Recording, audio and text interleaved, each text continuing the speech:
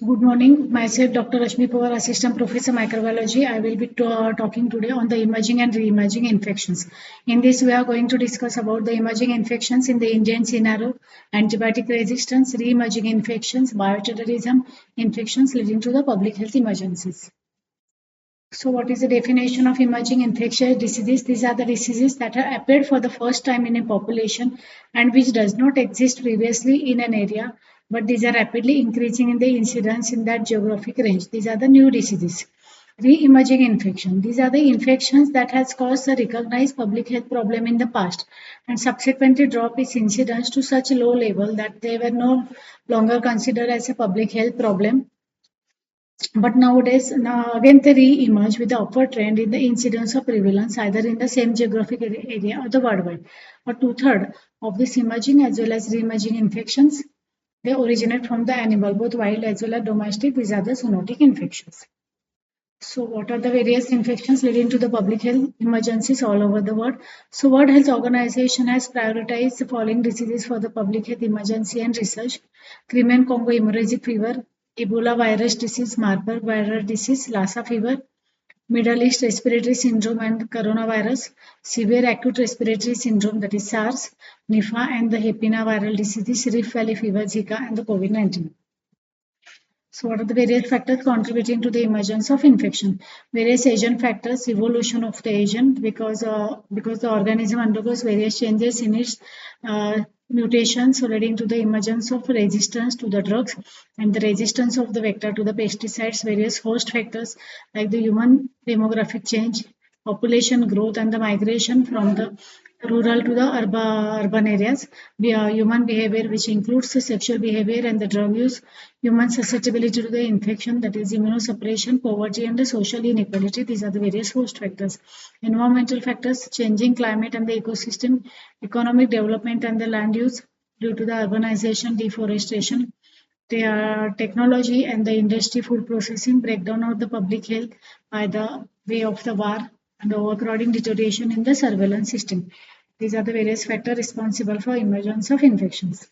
So these are the new infectious diseases all over the world. H5N1, it was first identified in 1997. It causes disease avian flu or the bird flu.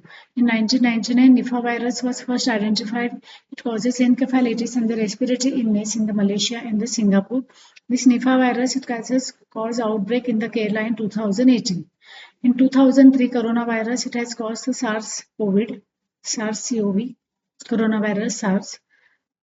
Then 2009, H1N1 it causes pandemic of the influenza. This caused by the H1N1 virus. In 2011, CCHF, that is Crimean Congo hemorrhagic virus, causes fever outbreak reported in the Gujarat. In 2012, MERS COVID, Middle East respiratory syndrome caused by the coronavirus. It was the first identified in the Saudi Arabia. In 2013, H7N9 influenza virus, it causes novel avian influenza H7N9 virus. It was originated from the respiratory secretions of the 3 critical patients from the Shanghai in the China in March 2013. Ebola virus again re-emerged. A total of the 28,000 cases, 28,616 cases reported in the Guinea, Liberia and the Sierra. So in 2016, Zika virus was first identified in the Brazil and spreads to the other parts of South and North America. Then monkeypox in Nigeria reported the large outbreak since 1970, and human cases of the monkeypox has been reported from the 10 African countries.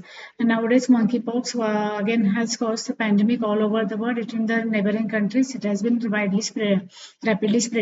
In 2018, Nipah virus it was first originated in the Malaysia in 1999, then reached Bangladesh and eastern parts of the India, causes outbreak in the Kerala and detected in the subsequent years and recently as 2019.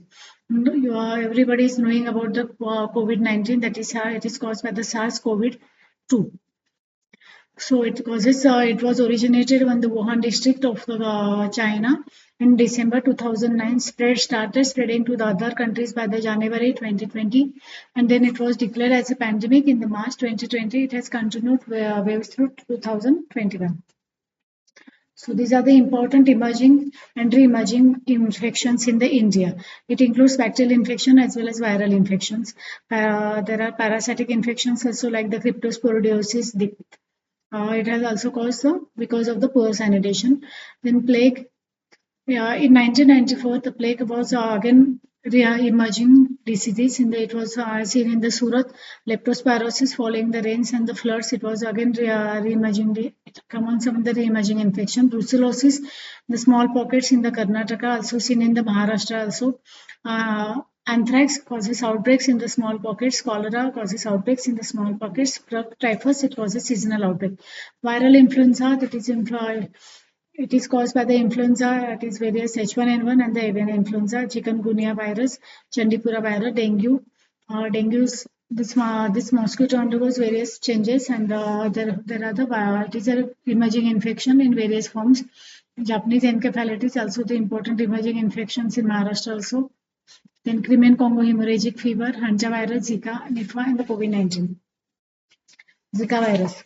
In India, Zika virus it was first reported from the Vapunagar area of the Ahmedabad, Gujarat in January 2017. It was positive by the RT-PCR. All the three cases recovered. Low level of the transmission of the Zika virus in the area may lead to the new cases among the new populations in the future. Zika virus antibodies have been detected in the Indian population, indicating protective immunity.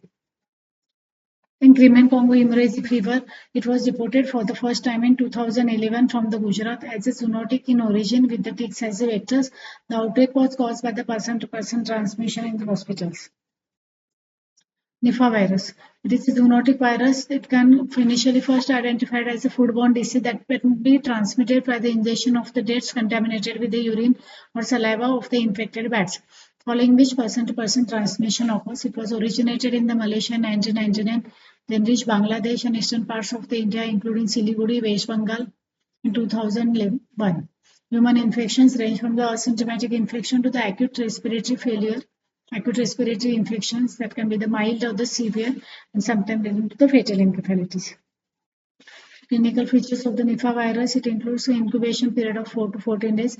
Initially, there is fever, headache, myalgia, muscle pain, vomiting, and sore throat. Later, dizziness, drowsiness, altered consciousness, neurological signs that indicate acute encephalitis.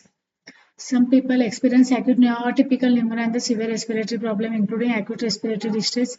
Encephalitis and the seizures occur in the severe cases, progressing to the coma within 24 to 48 hours. Most people who survive with acute encephalitis make the full recovery. 20% of the patient will left with the residual neurological consequences such as seizure disorder, personality changes. Case fatality rate is estimated to be 40 to 75%. Clinical history during the lab diagnosis. Clinical history during the acute and convalescent phase of the disease. Real-time PCR assay of the bodily fluids. Antibody detection is done by the enzyme like immunosorbent assay. There is no currently vaccines or the drugs available specific for the Nipah virus infection. Intensive supportive care is recommended to treat the severe respiratory neurological complication. Human antivirus. In 2005, following the floods in the Mumbai, some cases were found to have the positive or the IgM antibodies to the virus. It may be due to the disease exists in India, but incidence is underreported due to the lack of the awareness.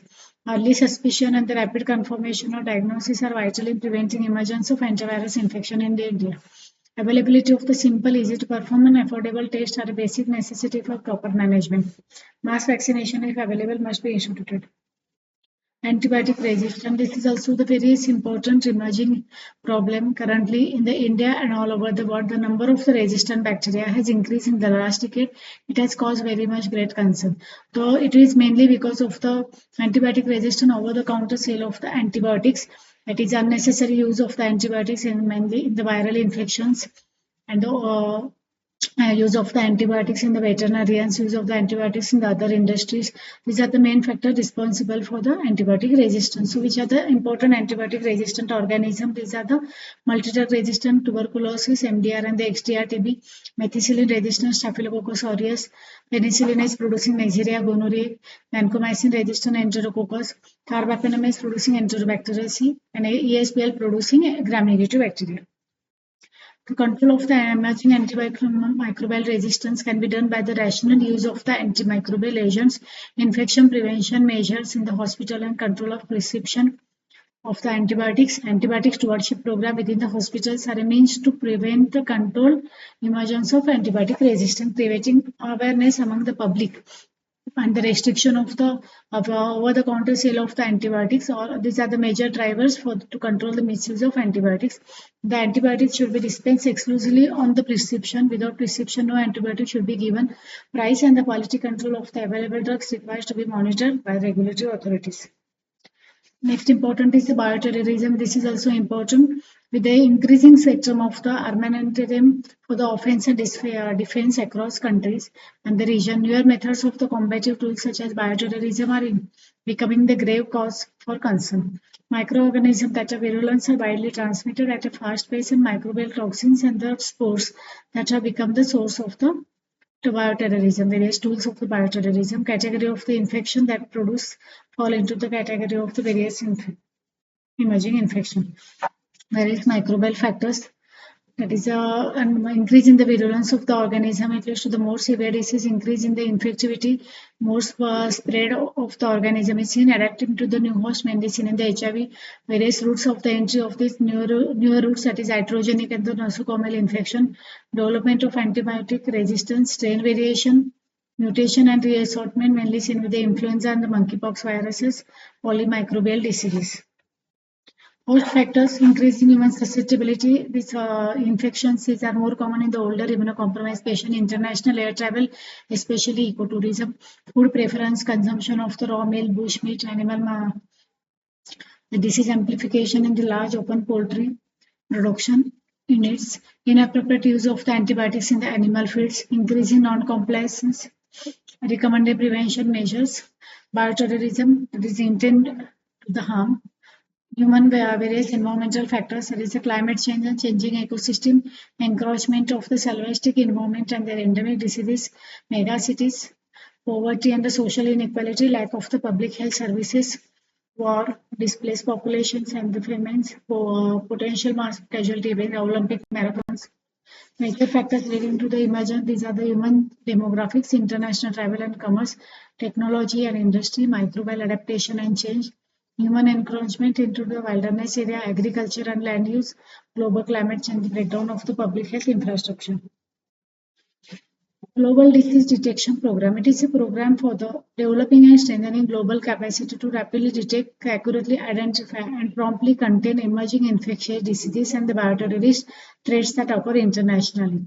So it is a GDD is committed to develop an essential detection and control capacities for this, so that to control these emerging and re-emerging infections.